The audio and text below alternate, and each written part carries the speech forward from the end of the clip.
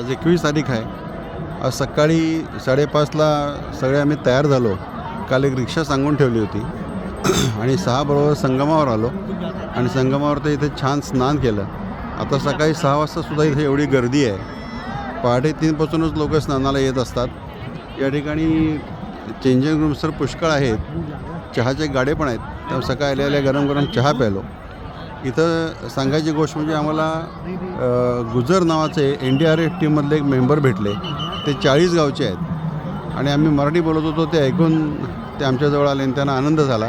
मग त्यांनी आम्हाला खूप NDRFबद्दल आम्ही त्यांना विचारलं आणि त्यांनी ती माहिती दिली.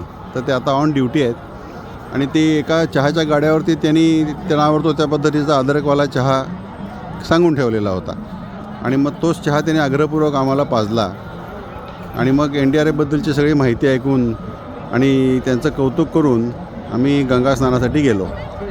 आता थंडी थोडी आज त्या मनाने कमी आहे. त्यामुळं गंगेचं एक डुबकी मारल्यानंतर बाहेर आल्यानंतर खूप छान फ्रेश वाटलं. म्हणजे आता अंगातली थंडी एकदम पळालेली आहे. आता आम्ही इथून खोलीवर जाऊन पुढं काय असेल तो कार्यक्रम ठरवू.